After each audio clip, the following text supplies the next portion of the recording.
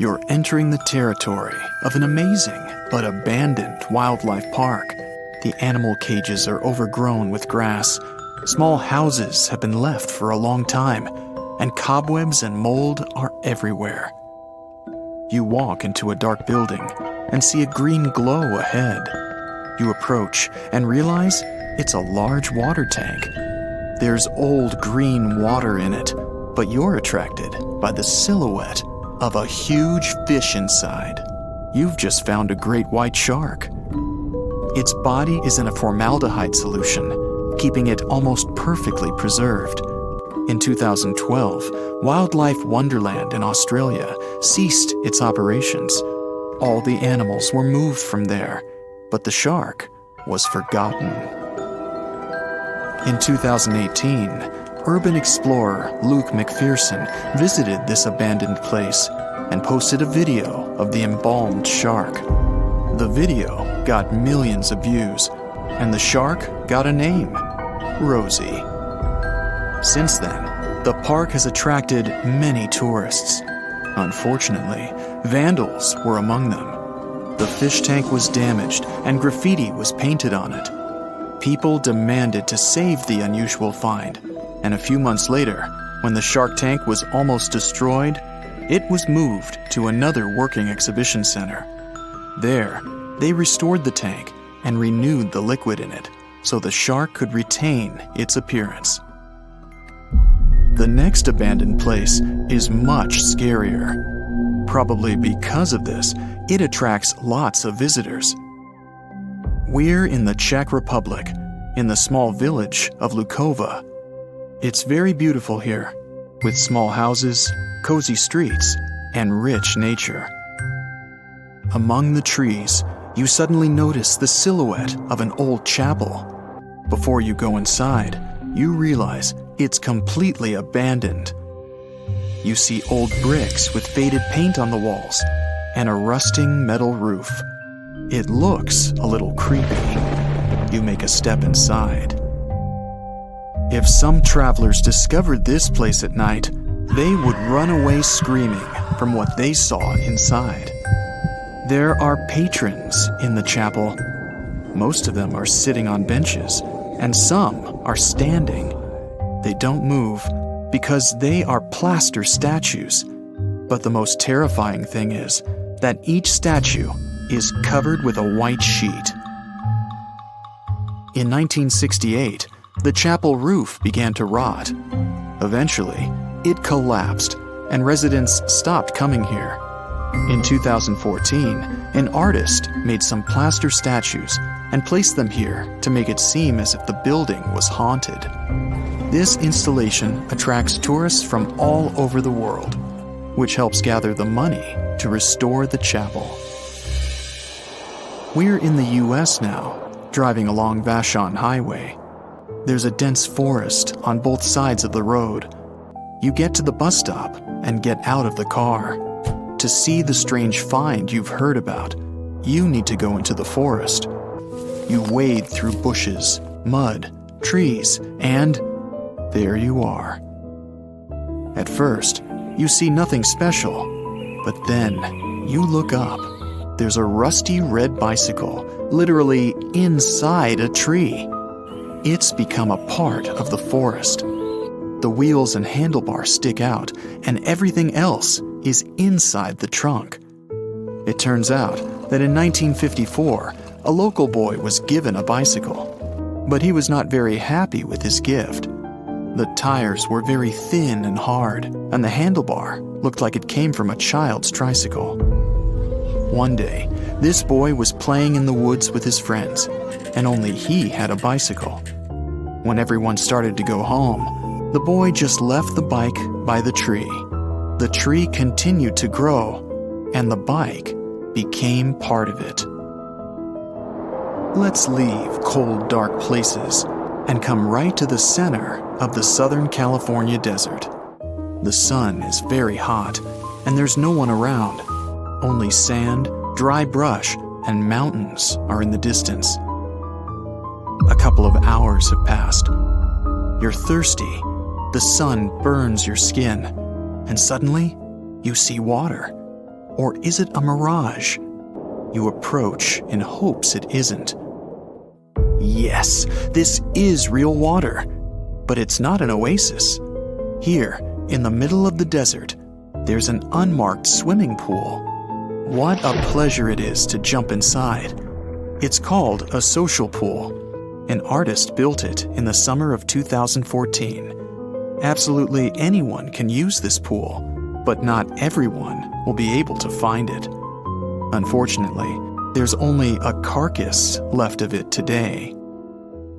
Abandoned places don't just hold creepy and weird things. Some finds can make the person who found them rich. We're going to the Pigalle Red Light District in Paris. This is a residential area, and nothing looks abandoned. You go into one of these houses. You meet people at the entrance who check their mail in the box. You go up the stairs and stop at the door to a certain apartment. It looks dilapidated. You open it and step inside. What you see here reminds you of a creepy scene from a haunted house movie. All the furniture and decorations are not from this century. The whole apartment looks like an antique. A thick layer of dust covers every inch of this place. Old, creepy dolls and stuffed toys lie on the tables and the floor. Add a disturbing tune from a music box, and you have a full horror set. You feel like you've traveled a century back in time. And in a sense, it's true. The owner of the apartment moved out in the 1940s. She left everything as it was. The apartment was left untouched for 70 years. It was discovered in 2010 when people began to evaluate the property of the apartment's owner. She lived somewhere else and didn't tell anyone about the place. When appraisers opened the apartment, they found a painting by the Italian artist Giovanni Boldini, which he created in the 19th century. This painting was sold for $2.5 million. Now we go to another desert, in Namibia. Here, among the dunes, not far from the ocean coast, you find a dried-up lagoon and an old sunken ship half buried in the sand, or rather, what's left of it. The age of this Portuguese vessel is about 500 years. It originally sailed from Lisbon in 1533 and disappeared near a Namibian diamond mining city. Walking among the wreckage, you can find ship parts from those times, but the most interesting thing is a chest with gold coins. The net worth of the entire ship, along with the valuable treasure, is estimated at over $12 million. The wreckage was discovered by geologists in 2008, but its full glory was only uncovered 8 years later. And now you're walking down New York streets, passing a dark, deserted alley where you see some trash bins. You notice a painted canvas sticking out of one of them. You take it out of the trash, and it turns out to be a painting. The image isn't very clear, but it looks beautiful. You decide a piece of art doesn't belong in the trash and take it home. For the next 4 years, you try to find out something about this painting, and one day, on a website about antique stuff, you find out that this painting is a missing art masterpiece worth $1 million. This is what happened to a woman from New York in 2003. When she found the painting in the trash, she immediately felt the power emanating from it. The woman learned the painting was stolen from its owner in 1989. She returned it and received $15,000 as a reward. The painting, called Tres Personajes, was drawn by the Mexican artist Rufino Tamayo in 1970. A collector bought this work of art as a gift for his wife, but a few years later, the painting was stolen while the couple was moving into a new home. Now let's finish our journey with the most grandiose and large-scale find. We're in Turkey, You've been living in an old house for a very long time, and you want to redecorate the place. You throw out all of your obsolete stuff, and then remember, you have an old basement. You never needed it before, but now you decide to turn it into a room. You break down a wall and discover a tunnel that leads underground. Excited, you go there and realize the tunnel doesn't just lead to a secret room. It leads to a colossal underground city. In 1963, a man from Turkey discovered an ancient city going down as deep as 18 floors. It could accommodate about 20,000 inhabitants, livestock, and food supplies. It's not just a maze of tunnels.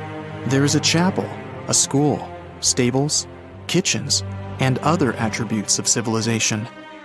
The city was founded in the Byzantine era over 1,000 years ago. It was likely built as a shelter from natural disasters and wars. The coolest detail, though, is that it's not the only underground town. It adjoins many other tunnels that stretch for several miles. Okay, let's face it, we humans are pretty ordinary. I mean, we're no superheroes with superpowers, right? What, you didn't get the memo? But the animal world has a bunch of superheroes. Some creatures live forever, and those who seem to not care about the laws of gravity. Critters that are immune to venom, and those that can run on water. And some of them will send shivers down your spine. So the first superpower on the list is the ability to live without water. Kangaroo rats can get by without water for years. They actually don't mind living without any water. Humans, on the other hand, can only survive 3 days without water. Humans 0, kangaroo rats 1. These little buddies live in extremely arid desert areas and have to get water from the seeds and plants they eat. And although it may sound a bit disturbing, kangaroo rats also know how to extract water from their urine before they set off on a bathroom trip.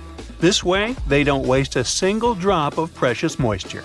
Well, that would come in handy at sporting events. Now let me introduce you to the Peter Parker of the animal world. Yep, seems like Spider-Man is real, but not human. Meet a gecko lizard, or simply gecko. This critter has a marvelous ability to climb up all kinds of vertical surfaces and can even go for a walk on the ceiling.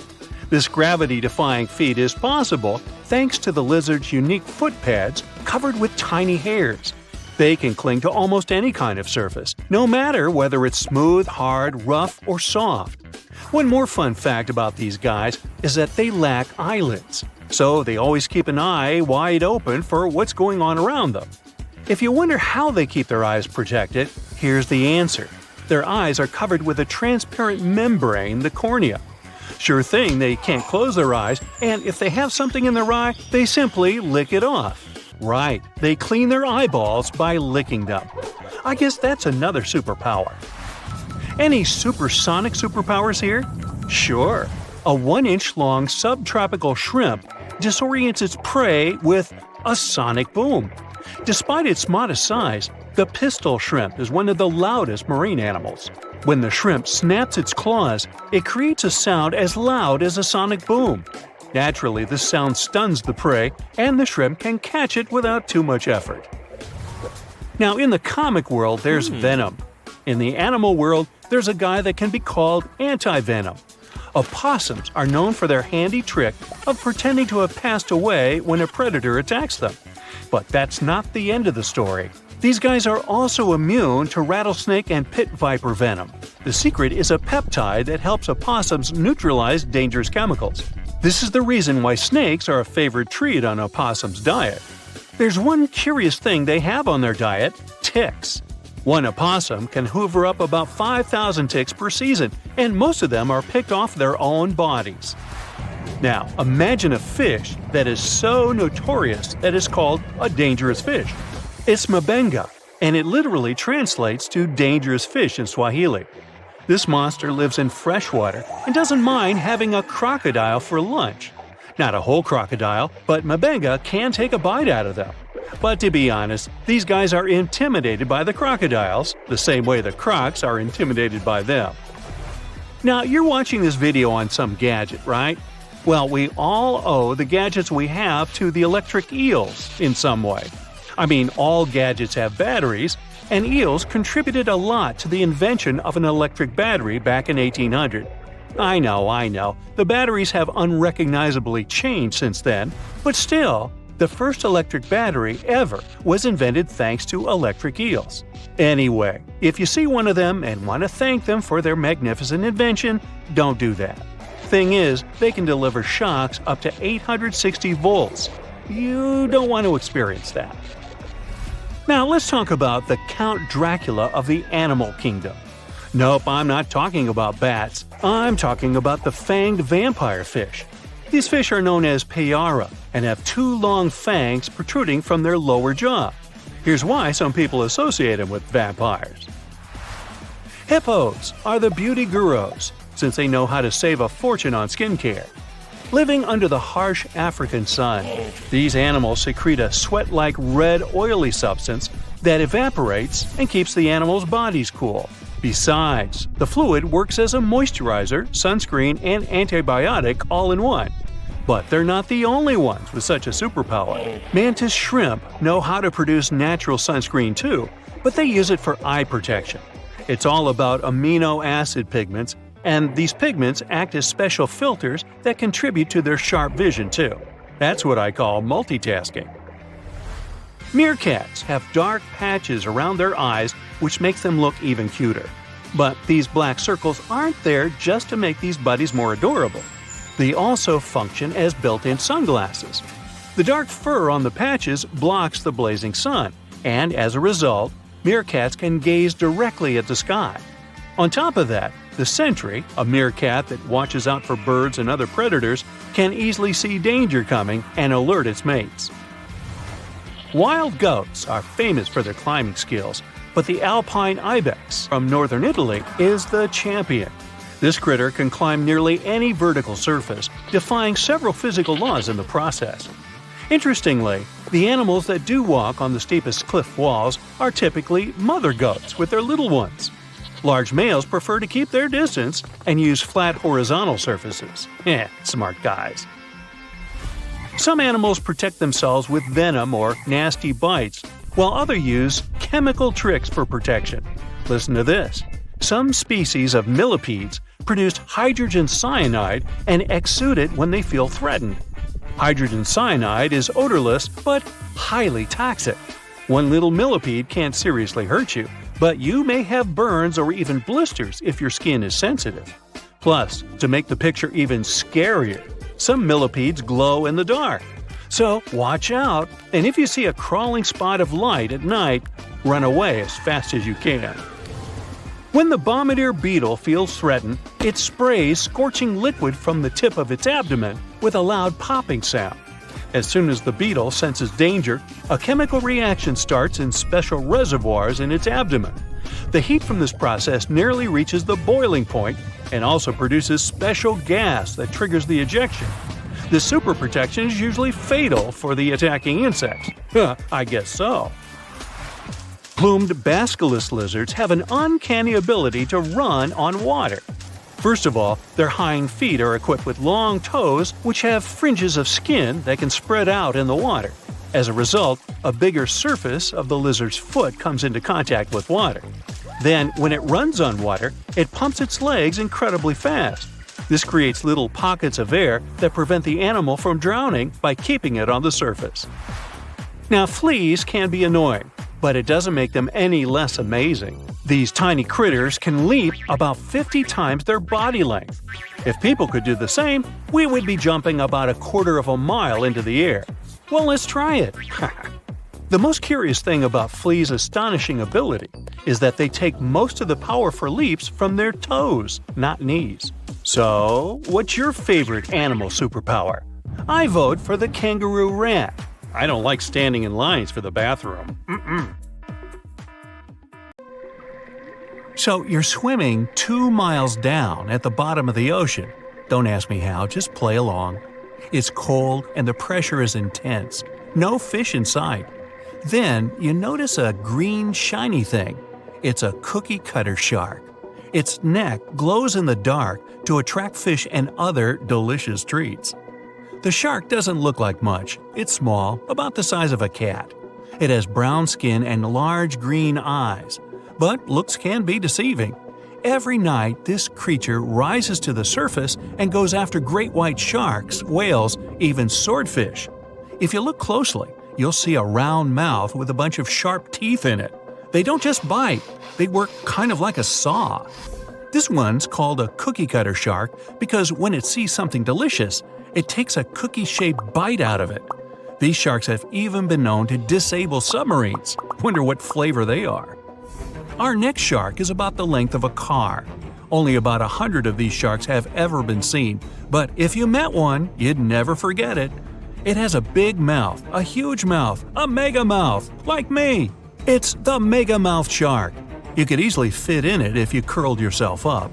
They're not dangerous though, not to humans. They feed by swimming around with their mouths open, filtering out plankton and other underwater goodies. The shark has special organs in its mouth that glow, attracting little crustaceans. It swims deep in the ocean in total darkness. Probably has a great smile though. Thresher sharks also have a huge body part, the tail.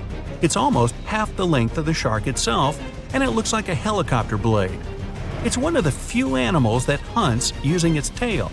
The shark sneaks up on a school of fish and starts to shake its moneymaker. This freaks out some of the fish, which is exactly the plan. In a pinch, it can also use its tail to defend itself. The best thing about this shark, it doesn't attack people. The angel shark. There are quite a few types of angel shark out there, but they're more shark than angel. They're flat like stingrays, and their skin is covered with patterns that help them blend in with the seafloor. Because of this disguise, divers sometimes accidentally touch them, which isn't the best idea. They're fast and have powerful jaws. Still, they prefer the taste of small fish to you. The horn shark has two ridges that look like horns right above its eyes. It's definitely the grandpa of the shark world. Not aggressive, swims pretty slowly, and is up late almost every night. Its two favorite meals, sea urchins and crustaceans. It moves its fin on the seafloor almost as if it had paws. But don't underestimate this guy. It has one of the strongest bites of any shark. It needs those strong teeth to crush the shells of its late-night meals. And if something tries to attack it, watch out. Horn sharks have sharp spikes on their fins. The award for the ugliest shark goes to the goblin shark, and it's not even close. From the outside, it already looks kinda weird and is about the size of a pink underwater motorbike. It has a long tail and a seriously long nose. It lives way down in the depths of the ocean and loves to eat squid. It's not as fast as its relatives, but it's way more sneaky. It has a secret squid catching technique which is totally wild. The shark swims behind the squid. It's catching up, getting closer and closer, but the squid isn't slowing down, no way. It looks like the poor goblin shark won't have any lunch today. Then it opens its mouth. Its jaw is attached to folds of skin that mean it can literally throw its jaw out of its mouth. And it's a shark, so those teeth are sharp. That extra reach helps it grab its lunch, and when the meal's over, it pops its jaw back in its mouth. These sharks have been seen many times off the coast of Japan. They're actually named after the goblins in Japanese myths and fairy tales. There's only one thing out there cooler than a ninja shark. It's the ninja lantern shark. Imagine there's a tube you can slide down that takes you to the bottom of the ocean. It's too dark, you can't see anything. Suddenly, a glowing dot, moving around in the distance. It's coming closer, shooting towards you. It's a blue glowing head. Worse, it looks like this head doesn't have a body attached to it. The ninja lantern shark has black skin, so it's almost invisible in the dark. It's only the size of a human arm, but its small, sharp teeth are no joke. No one really knows why this shark glows. Maybe to attract tasty fish? Another theory out there is that it uses this light to communicate with its friends. It has friends? The hammerhead shark. These ferocious sharks can weigh up to half a ton. They live in tropical waters all over the world, and they're one of the most recognizable sharks out there. Their eyes really are located on the sides of their hammerhead. This means they can see in almost all directions. They even have special neck muscles to lift their head up and down just to see that little bit better. Their favorite food? Stingrays. You know, those flat things that swim along the seafloor, camouflaged to look like sand and bits of rock. Stingrays get by blending in with their surroundings. Danger mostly just swims by. But the hammerhead's eyes see everything. Uh-oh. Great white sharks, hammerheads, and other large sharks live for about 25 years. But one shark can live much, much longer. The Greenland shark can live anywhere from 300 to 500 years. It lives mostly in the North Atlantic and Arctic Oceans. It loves to swim deep down where it's dark, so it uses its nose to sniff out food. Since it spends so much time down there, it's figured out how to withstand the strong pressure. It's one of the oldest living, largest, and slowest fish on Earth. Just imagine, you're on an Arctic cruise and you see one of these sharks moving slowly through the freezing cold water. It might be 400 years older than you. Most sharks are omnivorous. They can go after dolphins, other sharks, crabs, sea urchins, smaller or even larger fish, hot dogs. Kidding about the hot dogs. But the bonnethead shark is a bit different. It eats algae for about half its meals. It's actually related to the hammerhead shark, but its head looks more like a shovel. Can you dig it? If you see this guy swimming around, you might think it's a sea snake or a huge water worm. Frilled sharks like to swim way down at the bottom of the ocean, like a lot of sharks. When they're chasing something delicious, they move kind of like a snake. And just like a snake, they like to gulp down their lunch all in one piece. But that doesn't mean they don't have teeth. They have about 200 nice and sharp ones. The saw shark has a long, flat, and seriously spiky nose. Those teeth on its nose never stop growing. Each tooth is equipped with electric receptors to help the saw shark feel around for nearby fish, like a ship's radar. When dinner's nearby, the shark swims up and strikes with its nose, waving it around like a knight showing off his skills. Meanwhile, you won't have time to blink if this guy floats past. Did you see it? How about now? Meet the fastest shark in the world, the short-fin mako shark. It can swim up to 35 miles per hour. That doesn't seem that quick on land, but underwater, that's fast. Slower than a cheetah, but faster than most dogs. It's warm-blooded, which is super rare for a shark. That helps it swim to cold and distant places where an ordinary shark simply wouldn't survive. The swordfish goes much faster. It can swim up to 60 miles per hour. It's not a shark, but it's still an amazing creature. In a race, the swordfish will usually come out on top, but it's not just fast, it's ingeniously fast. It has a gland next to its nose that pumps out a special oil. This oil spreads through its nose and comes out through tiny holes.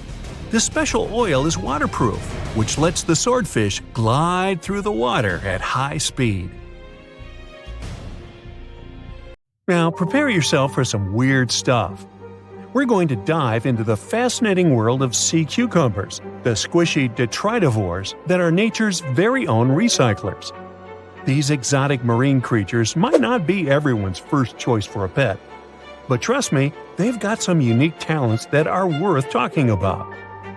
Sea cucumbers are colorful little creatures with a digestive tract that's basically just a hole at either end. Their bodies are fat and squishy, covered in leathery skin. And guess what? They breathe through their butts. These amazing creatures have found a way to make the most out of every part of their body, few as they are. Now, you might be wondering what sea cucumbers do with their unique set of skills.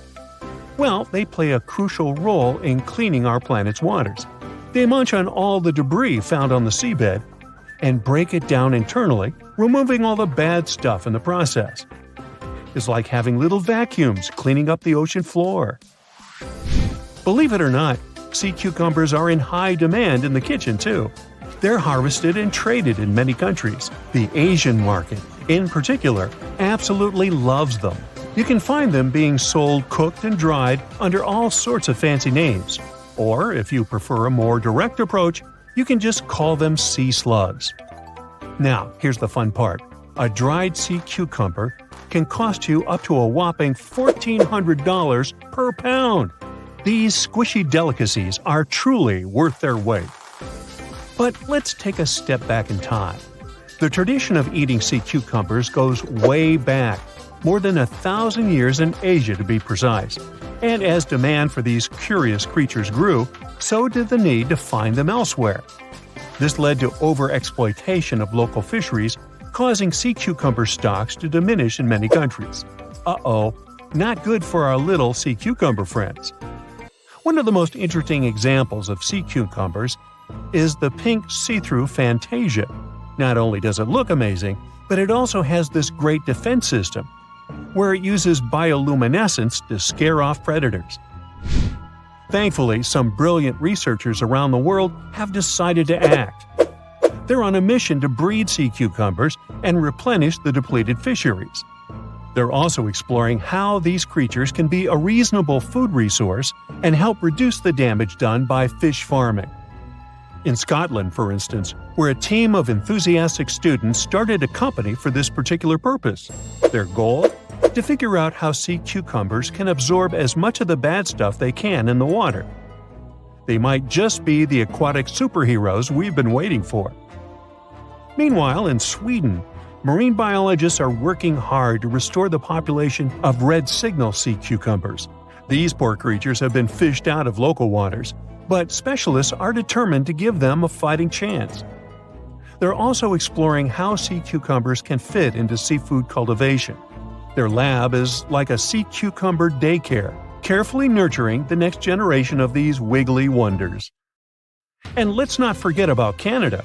Research scientists are focusing on the giant red sea cucumber. These magnificent creatures can grow up to 20 inches long and are perfect for co-cultivation with other species. They're even developing special containment systems that will make it easier to keep sea cucumbers where they're needed the most. Okay, speaking of amazing sea creatures, what about a fish that can fly? Heard that right, we're about to stumble upon a land where fins meet flying, and the ocean becomes a runway for these airborne acrobats. Prepare to be fantastically entertained. Nah, I didn't write that one. So picture this, you're lounging by the warm ocean waters, minding your own business, when suddenly you see a fish soaring through the air like a torpedo. That's right, they are real, and they got some serious style. With their sleek bodies and pectoral fins that resemble wings, they're the high flyers of the sea. Now, you might be wondering, why would a fish take to the skies? Well, it turns out these magnificent creatures have developed this nifty gliding ability as a sneaky trick to escape from their underwater foes. And boy, do they have plenty of enemies. Those guys are all on the lookout for a tasty flying fish snack. When it comes to their diet, these avian fishes are quite the foodies. They chow down on a variety of treats, including the ever-popular plankton. Who knew tiny floating organisms could be so delicious? Now let's take a closer look at the flying fish family album. We've got a whopping 40 known species strutting their stuff in the sky. And here's a fun fact. All of them have tails that are forked in an uneven manner, with the lower lobe being longer than the upper one. It's like the fishy version of a funky hairstyle.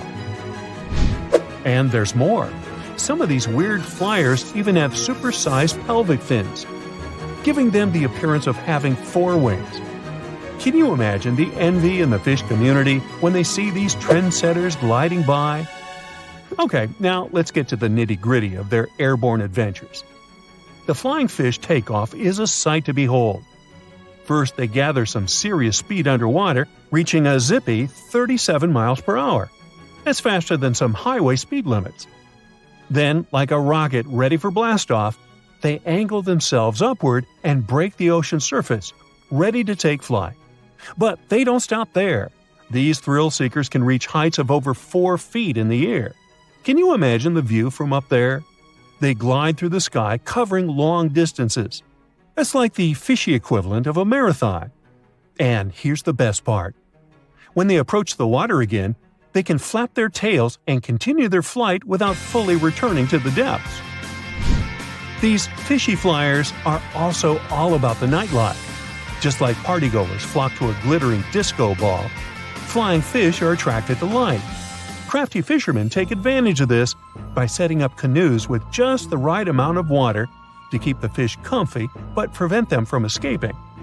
Then they add a luring light to the scene, and before you know it, flying fish are caught left and right, supplying a bountiful catch for those lucky fishermen.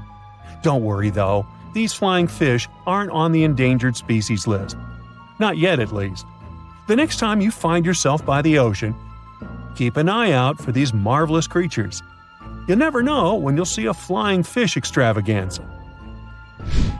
Our next adventure takes us into the quirky world of underwater romance. Picture this: a scene that looks like someone doing the tango with their lunch. Wait, what? No, it's not a throwing up contest, I promise. We're diving headfirst into the jaw-dropping, pun intended, mating ritual of the jawfish. These curious creatures call the coral reefs of the Caribbean Sea and the Western Atlantic home. And boy, do they know how to make a spectacle of themselves. Forget about pickup lines or fancy gestures. These jawfish rely on their unique jaw-based moves to pursue their potential partners. It's like a dance-off, but with their mouths. Not only are these fishy fellas skilled in the art of sand scooping, but they also double as diligent parents. Talk about alliteration. Talk about multitasking. The males take their parental duties to the next level by carrying the precious eggs in their giant mouths until they're ready to hatch. It's like they have their own aquatic daycare center going on. When they're not busy nurturing their offspring, these jawfish transform their mouths into fighting tools. That's right, it's time for the Jawfish Fighting Championship. They go head-to-head, or rather mouth-to-mouth, in epic battles of mouth strength and agility. You know the old saying, put your money where your mouth is? Well, these jawfish take it to a whole new level. Whether it's for romance, parroting, or friendly competition, these jawfish show us that sometimes actions do really speak louder than words. They may look like they're having a bad seafood experience, but rest assured, it's just their unique way of finding love and expressing themselves. The megalodon was the biggest shark to ever live. Not only that, it's one of the biggest fish and the largest predator in Earth's history. Over 3 times longer than the biggest great white shark on record, the females have also been found to be twice the size of the males. The megalodon could swallow a small car without even touching its teeth, if cars had been around then. In fact, the Meg was so big and powerful that it had no natural predators. It was the uncrowned king of the seas, swimming freely from ocean to ocean. This cosmopolitan creature was found all over the world, from America to Europe and Australia and Japan, assuming there were countries back then. Meg fossils have been found on every continent except Antarctica. Everybody skips Antarctica. Science tells us that the megalodon went extinct over 3.6 million years ago. But could they still be alive at the deepest depths of the ocean? The fearsome name, megalodon, comes from 2 Greek words, megas, meaning big, and odont, meaning tooth. Combined, they mean big tooth, and it's certainly lived up to its name. Just one of its chompers is the same size as a human head. It had 276 humongous teeth in total, across 5 terrifying rows. In all of history, only a couple of saber-toothed cats and the T-Rex had consistently bigger teeth. Now that's a showdown I'd like to watch. The megalodon vanished millions of years ago, leaving only huge teeth to be found by modern archaeologists. Only around 80% of the ocean has been explored, so who knows what's lurking at the bottom. If you did manage to make it down, it's unlikely that you'll run into Meg though. The sharks, like us, preferred warm coastal waters. Deep ocean living would be too cold for the beasts, and food would be scarce. Their entire bodies would also have to evolve to avoid being squished by the enormous water pressure down there. It's unlikely that they're still around, but not impossible. Now, about the appearance of the megalodon. scientists believe it didn't look like a great white shark. The megalodon belongs to a different fish family and most likely looked like a giant sand tiger shark. Flattened snout, small eyes. Its dorsal fin moved backward. The sand shark has two dorsal fins about the same size. The coloration is light brown with a white belly. It may have had brown-red spots like a sand shark all over its body. We used to think of the megalodon as something scary from the first finds of its fossils. That was back in the Renaissance era. People found some teeth in the rocks. At first, these teeth were thought to be the tongues of dragons or snakes. And here is the first drawing of what the owner of these teeth supposedly looked like. A massive snout with a scary nose and a bunch of razor-sharp teeth. The megalodon is usually described as a sort of giant great white shark, but this is just a common myth. In fact, the ancestors of today's great white existed at the same time as the meg. But they weren't the best buddies and were even in competition with each other. The great white shark was a better hunter, using its smaller size and agility to snap up meg's prey quickly. They were also known to eat meg pups, who were only half their size. This didn't help the whole extinction thing. We also have evidence that megalodons were brutal hunters, kings of the food chain. The first combat tool in their arsenal was the battering ram. The megalodon would take its prey by surprise. It had only one chance to hit it. If it missed, it would take too long for a second round. The maneuverability of the megalodon was comparable to a large truck. While a great white was no match for an adult meg in a head-to-head fight, they sure weren't scared of stealing their food. This only left the bigger fish and whales for the meg. But its food supplies began to run out as the whales swam to the cooler new seas. The whales adapted to prefer the colder temperatures, leaving our friend the meg behind. The megalodons either starved or were frozen into extinction by the Ice Age. Rather than a great white, the megalodon is more like a modern bull shark. It had a short snout, a flat lower jaw, and huge pectoral fins to support its massive weight and size. As scary as they are, these sharks were actually caring family guys. Several megalodon nursery areas have been discovered in Florida, Maryland, and Panama. They gave birth to their young in shallow water environments. We know this from discovering loads of tiny megalodon teeth found in these areas. I wonder if they had nannies too. But how come there are so many megalodon teeth out there for us to analyze? Due to their messy, aggressive eating habits, sharks regularly lose their teeth. They lose a set of teeth every 1 to 2 weeks. That's 40,000 teeth in a lifetime. They must rake in a fortune from the tooth fairy. Because of this, their teeth were continually raining down to the ocean floor. Luckily for us, they're also the hardest part of the shark skeleton, which is why so many teeth have survived and become fossilized. It's fair to say the first discoveries of the meg's teeth confused people. Early discoverers thought that the meg's teeth were petrified tongues of ancient serpent creatures. They even used to call them tongue stones. It's also a common myth that the megalodon was around at the same time as the dinosaurs, although this would have been pretty cool. The dinosaurs were wiped out around 66 million years ago, but the megalodons came much later. The oldest meg fossil is only around 23 million years old, but it's tricky to pinpoint the exact date. After all, calendars weren't invented yet. They became extinct way before humans even evolved. The earliest Homo sapiens, which is a fancy name for the first humans, emerged about 2.5 million years ago. But what if the megalodon shark didn't go extinct? Whale populations have dropped drastically since these guys were last around, so there'd be way fewer whales for them to chomp down on. Whales have also gotten a lot smarter and learned new defensive moves, making them way harder to take down. It's estimated that they ate around 12 tons of food each day. The Kraken is a colossal squid, a legendary sea monster, the biggest hunk of calamari you ever saw. And if this monster had existed, the world would have changed beyond recognition. The Kraken has powerful tentacles, solid muscles with suckers at the end. They're impossible to escape. The Kraken can break a ship in half, or just pull it down into the depths. But the worst thing about the Kraken is its size. According to old sailors' stories, its size is almost 10 soccer fields. Hey, maybe the Kraken could play soccer. The Kraken legends said the monster was so giant that sailors mistook it for a small island. In past centuries, it would have been impossible to defeat such a beast. If the Kraken existed in reality, it might have had offspring. Yeah.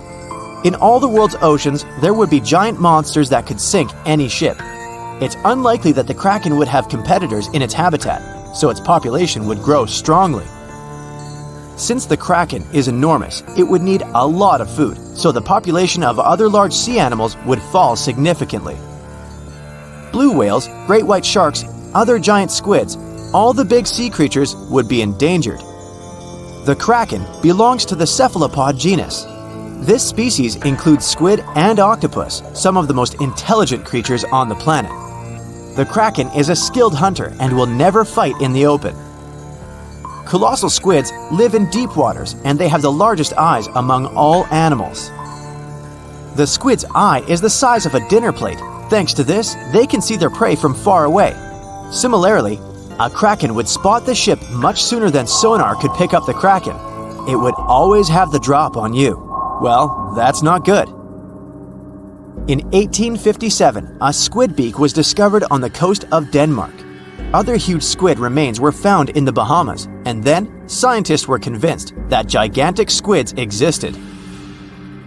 While colossal squid have been officially discovered since then, it's been more than 100 years and we still don't know what the max size they can grow to. The fact is, colossal squids are one of the most elusive creatures on Earth. They live in the depths of the ocean where it's challenging for scientists to reach. Any dive to a greater depth requires powerful, bulky equipment. Underwater bathyscaphs and cameras make a lot of noise and light, which squids notice from afar. They flee before we can see them. It's difficult to say if these huge squids were the size of a small island, but the truth is, we've only studied about 5% of the ocean. It may be that in its depths, monsters much more terrible than the Kraken swim.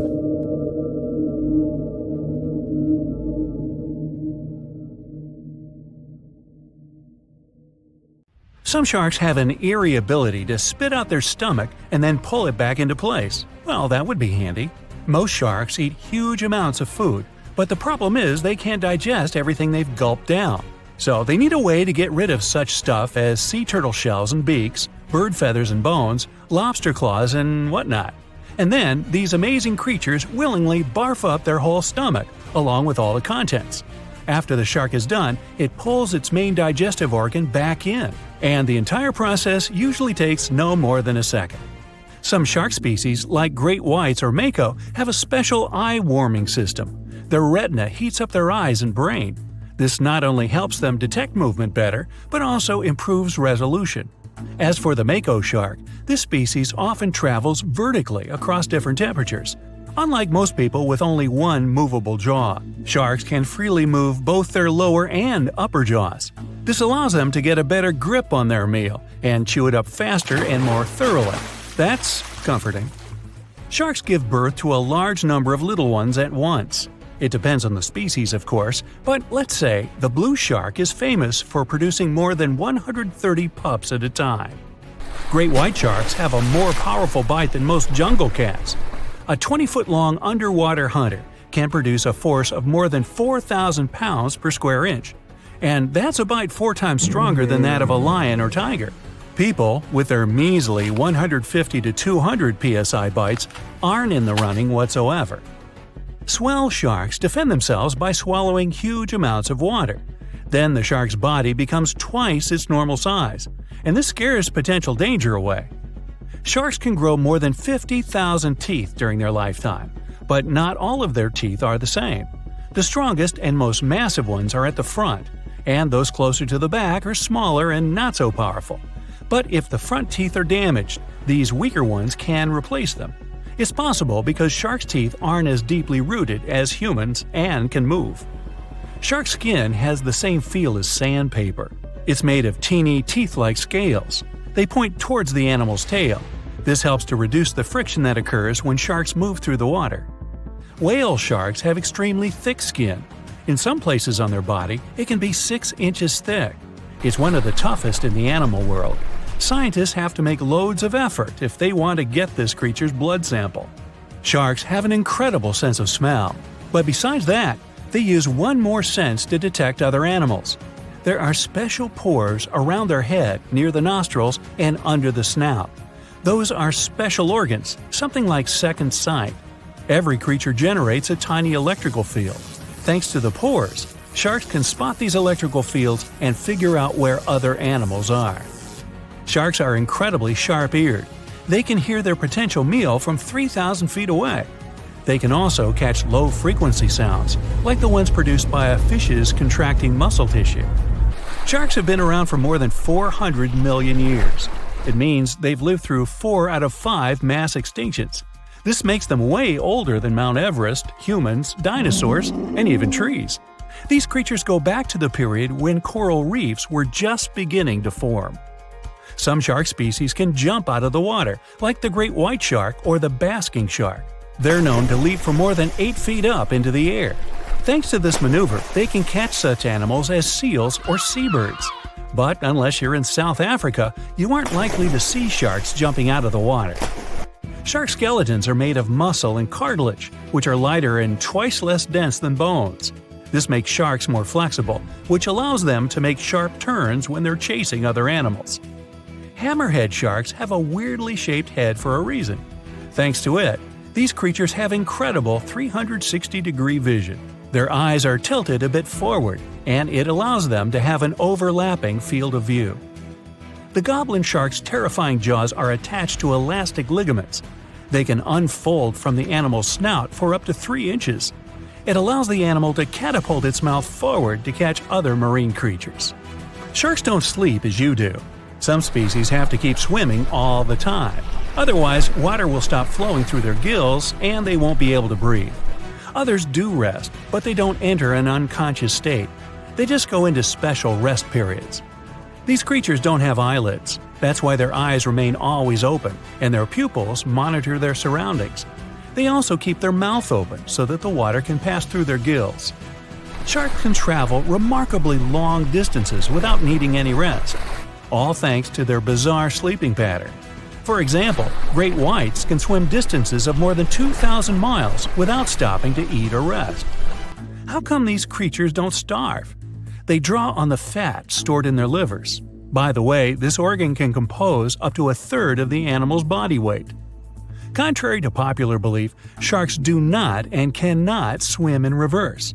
Their tails propel them forward, and their pectoral fins help them to keep their balance and turn. It means that, anatomically, these animals can't move in any direction other than forward.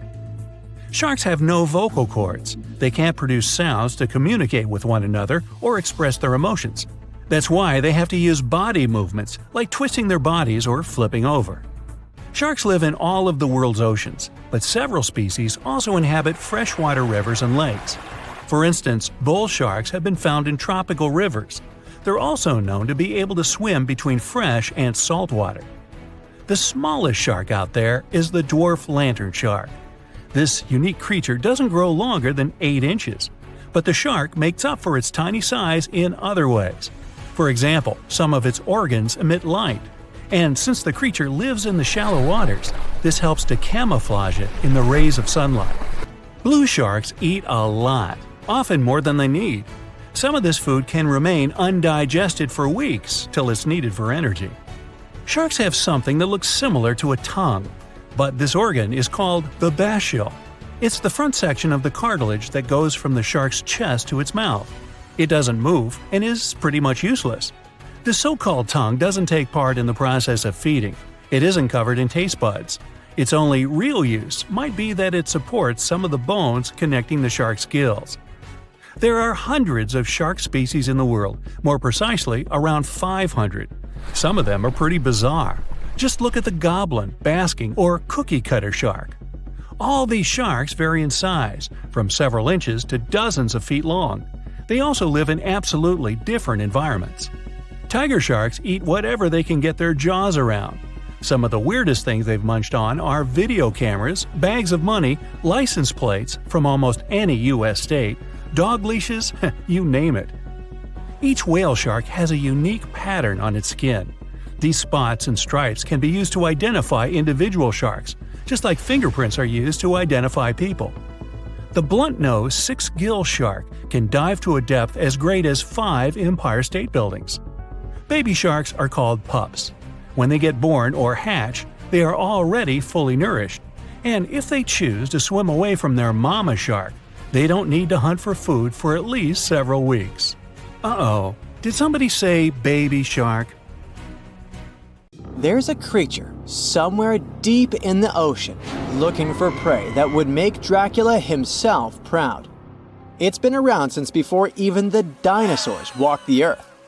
It has no bones or jaw, but it doesn't stop this underwater vampire from hunting. The name of this eel-like parasite is the Pacific lamprey. The English monarch loved this fish so much that he defied doctors' orders to stop eating lamprey flesh. He got sick every time he'd have the original gooey fish. But the lack of bones and the fact that this lamprey tastes like slow-cooked beefsteak made the royal fall in love with the fish once and for all. The product of this love was a chill in his aged body, some heavy sweating, and some other scary symptoms, which eventually took his life and interrupted his 35-year reign. The lamprey is way better at surviving, as it lived through at least 4 mass extinctions. Its ancient ancestors evolved over 450 million years ago. There are around 40 living species of lampreys still thriving across the world. The Pacific lamprey is just one of them. These creatures have cartilage instead of bones, and a third eye, which is a special light-sensing organ on the top of their heads. Instead of a regular jaw, they have a sucker mouth surrounded by teeth. It's perfect for latching onto prey and sipping up body fluids like underwater vampires. Once they pick a victim, they suction it, making a seal that's almost impossible to break. Scientists believe the Pacific lampreys don't munch on flesh. Female lampreys lay up to 200,000 eggs in nests that stay in fresh water for 3 to 4 weeks. Once the larvae hatch, they burrow into sediment and stay under the sand for up to a decade. When they hit their teenage years, these miniature Draculas re-emerge and migrate from freshwater all the way to the Pacific Ocean. This journey isn't the easiest, and it takes some changes to its appearance and physiology to adapt to a huge change in salinity. After several years, they go back to freshwater to reproduce. Pacific lampreys can use chemical clues released by their larval migrating pals to find their way. They can travel hundreds of miles inland to find the perfect spot for spawning and rearing. It's not always the same place they spawned in. Many species of birds, mammals, and other fish can appreciate the fatty flesh of lamprey. This makes them some of the most valuable players in freshwater and marine ecosystems. Another lamprey type, the sea lamprey, is native to the Atlantic Ocean. It's not that dangerous when it's at home, but once it gets to the Great Lakes, it becomes a real threat to the 4 local native species of lamprey. The sea lamprey is up to 4 times bigger than the lake species. It has unlimited food and spawning grounds, and no natural predators here, so it becomes cocky. It secretes an enzyme that doesn't let the blood clot. Once it attaches to some unsuspecting fish, it spends the next several months feeding off of it. And even if the fish shakes the lamprey off, it doesn't have long to live because the mark the predator leaves behind. Sea lampreys aren't interested in humans, but can accidentally latch onto a swimmer. It won't be fatal, but it's not the most pleasant sensation, and you need to get the spot of the impact disinfected. The Australian box jellyfish looks harmless, but it's considered the most venomous marine animal. Unlike other kinds of jellyfish that float with the current rather than swim, this creature can reach an impressive speed and choose its own direction. It has tentacles covered with tiny darts loaded with poison. People and animals that get unlucky enough to meet with those tentacles face some scary and sometimes even fatal consequences in a matter of minutes. Before you decide to never revisit the ocean, you should know that only a few out of around 50 existing species of box jellyfish have venom that is lethal to humans. There are some not-so-dangerous species living in warm coastal waters worldwide. And the most dangerous ones are in the Indo-Pacific region and northern Australia. A blue-ringed octopus spots a signature psychedelic color and the ability to take away your life.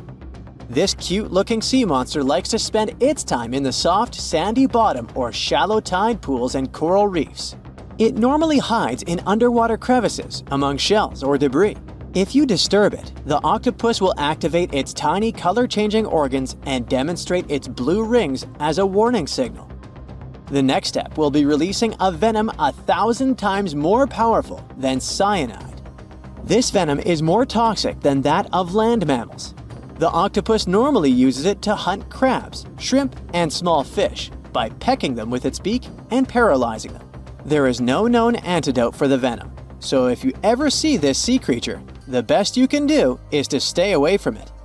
It bites without any pain, so you might notice when it's too late. The good news is that it's not aggressive and won't go after you unless it's cornered. The reef stonefish are masters of disguise in the underwater world that camouflage themselves on rocks, coral reefs, or just blend into the seabed. They thrive throughout tropical marine waters of the Indo-Pacific. Their invisibility superpower makes them especially dangerous to their prospective victims they ambush and swallow whole. If someone happens to disturb them, their 13 defensive dorsal spines stand on end and deliver a powerful venom punch. They say stonefish stings are extra painful and lead to scary consequences within minutes. They're called the most venomous fish in the world. If you don't do anything about it, the impact can be lethal. If you ever go diving in the Pacific Ocean, be careful not to pick up a cone snail from the seafloor. It has a beautiful shell made of brown, black, or white patterns. Like most other snails, it's slow, but it has a complicated system of seeking out prey. It likes to snack on fish, marine worms, or even other snails. Once a cone snail senses food is near, it activates a sharp proboscis, or a needle-like protrusion from its mouth. The attack is swift and super potent. The victim doesn't even have time to realize what happened to them. Once it's completely incapable of moving, the cone snail swallows it whole. Humans aren't on its menu, but it can still release the venom if someone steps on it or disturbs it. The proboscis can even penetrate gloves. Luckily, only several out of over 700 species of cone snails can take a human's life. But since there's no antivenom, you better not risk it. All 52 known species of sea snakes living mostly in the warm tropical waters of the Indian and Pacific Oceans are venomous. The beaked sea snake even has the title of one of the world's most venomous serpents, but it's one of the few kinds that can pose a real threat to humans. Sea snakes prefer a peaceful coexistence and would rather slither away than engage in any confrontations. If you ever see them in the water, staying calm and moving slowly will save your life. Sea snake bites, although almost painless at the moment, can have varying degrees of impact. Some may only cause mild symptoms, while others can lead to severe outcomes. Most bite reports come from accidental encounters, like someone freeing them from nets or unsuspecting beachgoers stepping on them. Blue dragons rarely grow larger than the size of a grape. They like to swim belly up, so their brightest blues blend in with the ocean waters. And the silver front faces down and camouflages with the darker seabed. Blue dragons feed on another dangerous sea creature and store up their stinging cells.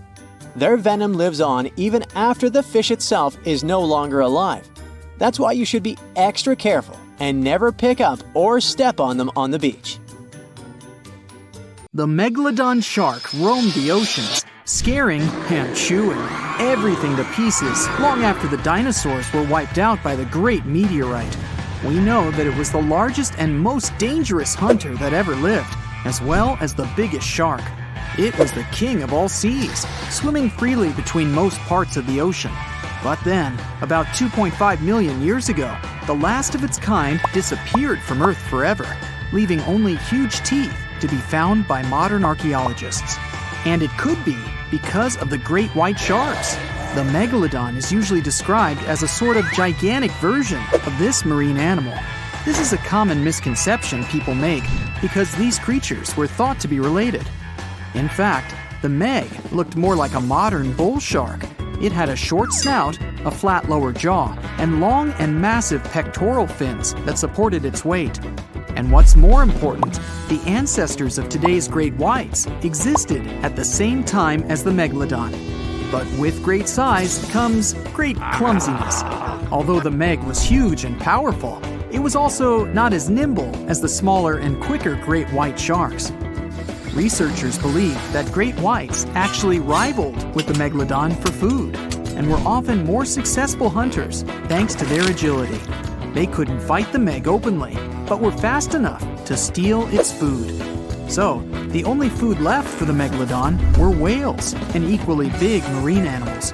Adult megs could easily catch such beasts, but their offspring were much smaller and more vulnerable than their parents.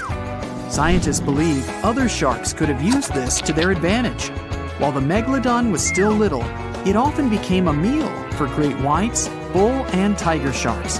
Even then, a great white shark could be almost 20 feet long, while a megalodon pup was typically twice as small.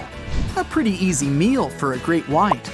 But even if there had been no open confrontation between young megalodons and smaller adult sharks, meg pups wouldn't have been able to find food for themselves to grow to adulthood. The population of other sharks was growing, and they were rivaling with each other and the megs for food. The more great whites and other sharks there were, the less food remained for the young monster sharks. Eventually, they would have simply starved. As if this wasn't enough for the megalodon to cease to exist, their favorite big munch, the whales, began to adapt to changing conditions on Earth. The meg was a warmth-loving shark, and it was abundant in tropical and subtropical waters. When they first evolved, about 20 million years ago, the climate on the planet was much milder. Both land and seas were generally warmer, and so the meg could swim and eat wherever it pleased. As years went by, the climate went on changing though. It became extremely cold closer to the poles, and lots of marine animals and fish had to adapt to this temperature shift. But the megalodon didn't cope as well. It still loved warm waters, so it stayed where it felt comfortable, even if that area was shrinking. What it didn't realize was that whales were among those who became okay with the cold. The big marine mammals went further north, and Meg was left without a supper. The movie Jaws came out in 1975, and since then, people have been terrified of sharks. Some people fear seeing a great white's head come out of their showers, not to mention the fear of running into one at your local pool.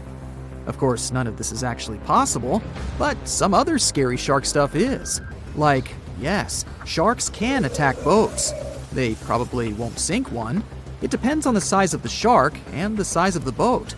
Today, we're diving deep into the facts and myths about the sea's biggest predator. It was the year 1953. On a typical July morning, two fishers set out on their daily lobster harvest. They took their white-hulled dory out to sea off the coast of Cape Breton Island in Nova Scotia, Canada. Since it was the lobster season, the sea was dotted with several dories spread out across the water. But that day, something strange happened. As soon as they put the dory at sea, they noticed a large dorsal fin chasing after their boat. They were surprised to see that the shark would follow their boat's every move. For an entire week, they took out their white dory from the harbor, and the shark followed them around. Until one morning, as the men were alone at sea, the shark charged at full speed at the boat and smashed a 7-inch hole in its bottom. The boat turned over, and both men fell into the water.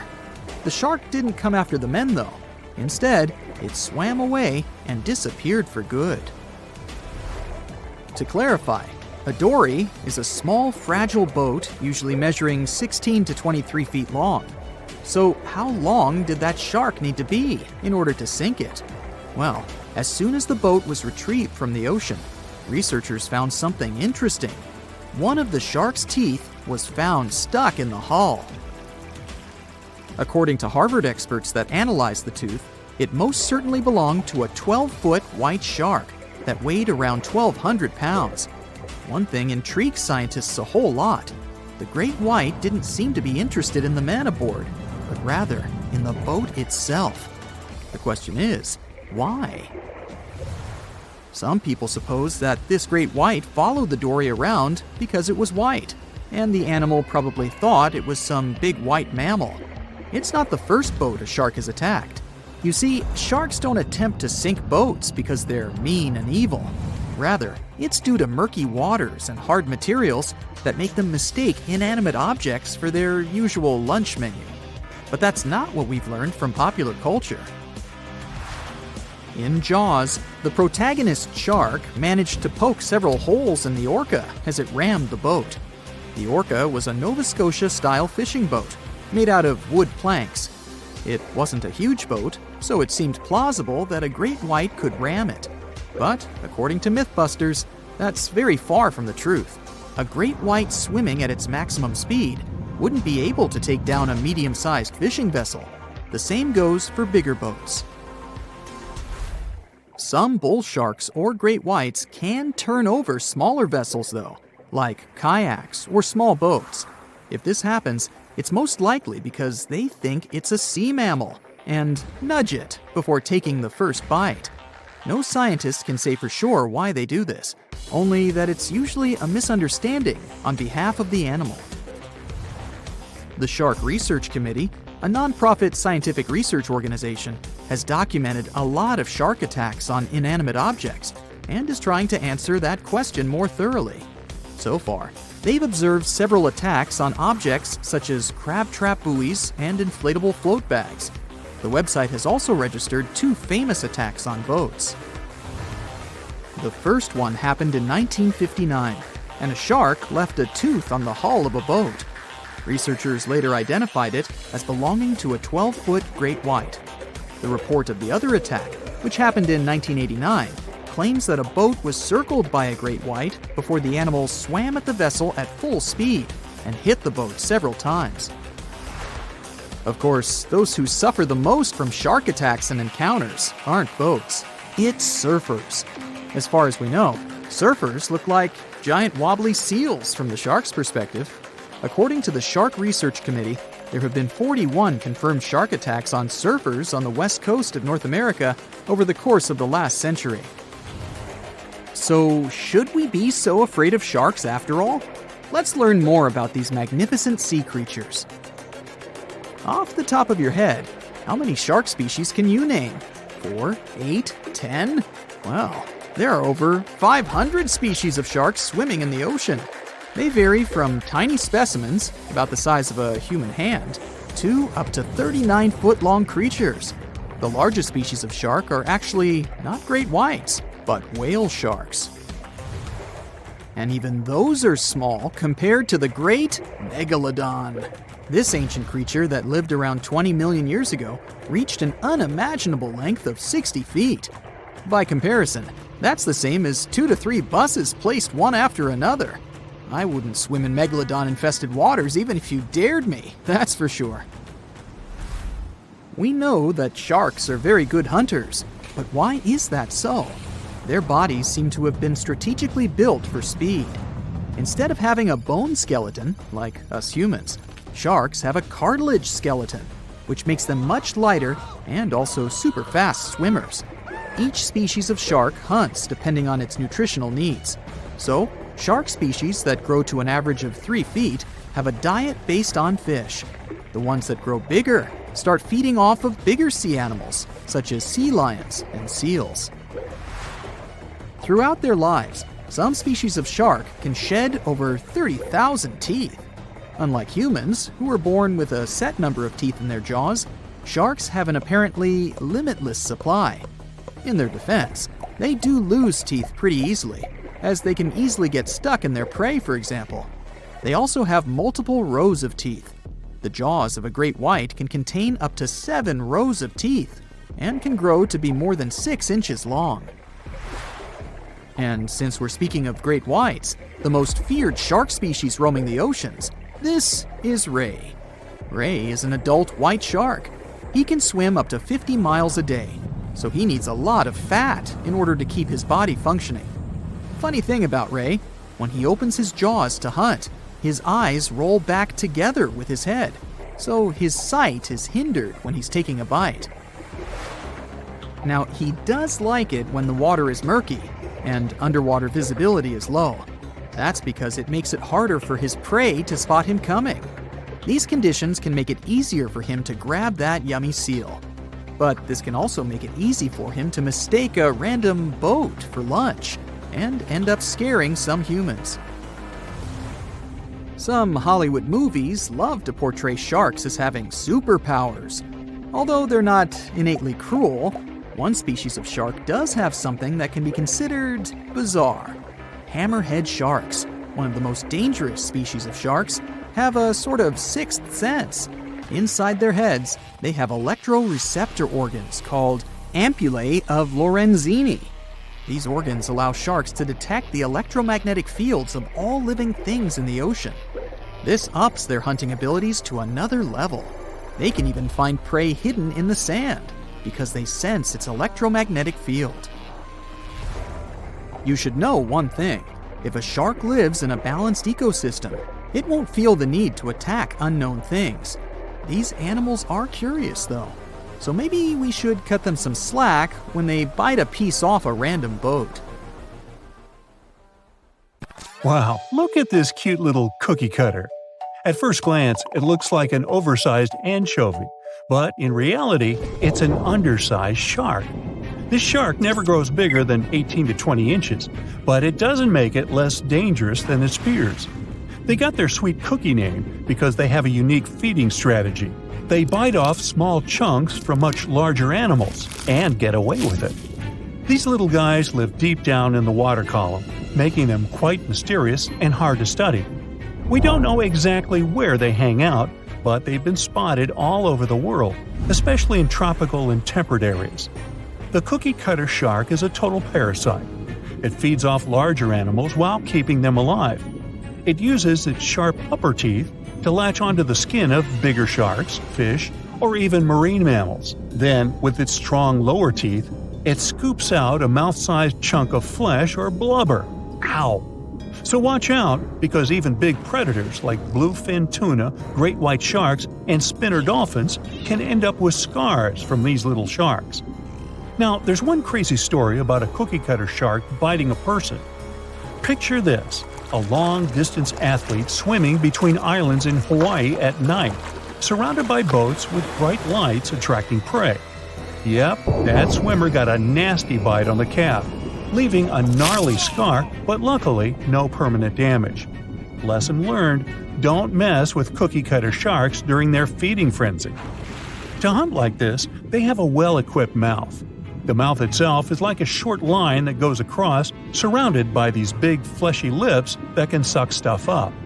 It's got a bunch of tooth rows in its jaws, like 30 to 37 in the top and 25 to 31 in the bottom, and they increase as it gets bigger. The upper teeth are small and narrow, standing up straight with a single smooth, pointy bit. The lower teeth, on the other hand, are way bigger and wider, almost like knives, and they interlock to make a saw-like cutting edge. Just like any other shark, cookie cutters lose their teeth throughout their lives. But here's where they're different. They swallow their lost teeth. Some scientists think they do this because they live in nutrient-poor deep waters and want to recycle important tooth-building materials, like calcium. That's a brand new approach to diet supplements, huh? Since they feed closer to the surface at night and deeper during the day, they're almost always in the dark. So, this sneaky little shark has these special light-producing organs called photophores that are strategically placed on its belly. These photophores help it blend in with the light coming from above, kind of like camouflage. It's a classic move in the bioluminescent world. The cookie cutter shark also has this cool, non-glowing collar around its throat. Some scientists think this collar acts like a fancy lure, making it look like a tasty little fish from below. Imagine how irresistible that would be to a whole gang of hungry sharks. It's like a dinner invitation they can't refuse. Movies, TV series, and documentaries show us basically two situations. You get on a cruise ship and set out on a sea voyage, and during a storm, the vessel sinks. The good news is you survive. The bad news is you're in the middle of the sea. Another situation is that you're flying on an airplane. Something goes wrong, the engines catch fire, and the plane crashes into the ocean. Water surrounds you, and you don't know what to do. In both cases, you have a high chance that rescuers will save you. Flight controllers quickly find out that a plane has crashed into the sea. The same applies to large ships. Modern navigation and communication methods help rescuers find you quickly, especially if several people get in trouble. But let's imagine another, more terrible situation. Let's say you are at a seaside resort and tell your friends you want a snack. You go to the beach, buy some food, and decide to have lunch in the open sea. You rent a catamaran or a small boat, sail away from the shore, and fall asleep. Intense heat wakes you up, and you find yourself in the middle of the sea. You have no idea where the shore is and how long you've been here. Fortunately, you have a phone, but the bad news is that it's run out of battery. At this point, you may start to panic, and no matter how corny it sounds, don't do that. Boundless waters from all sides can make you nervous. Feeling like a little particle in a giant sea can cause existential horror. But you have to understand that panic will only make things worse. You have to keep your sanity and think clearly. To begin with, you're in an advantageous position because you have a boat. Some people get stuck at sea with nothing, so you have a better chance of surviving. By the way, if you're in the water without a boat, but you have pants, then you can easily make a life jacket. Just tie 2 pant legs in a knot. After that, start splashing water with your hand, making air bubbles so that the resulting air gets inside the pants. After that, grab the upper part tightly to prevent the air from escaping and put them around your neck. Now you have an air vest. Okay, back to you, stuck on a boat in the sea. You don't have pants, only a pair of shorts and a t-shirt. In addition, you have the remains of a burrito and some water in a bottle. Please don't drink it all at once. Try to make it last as long as possible. And it's also important not to drink seawater. Salt in it will cause even more intense thirst and trouble for your organism. You need to collect fresh water from the rain. Keep the bottle open and let your clothes get wet. The important point is that if you've swum in the sea wearing these clothes, they're covered with a thin layer of salt.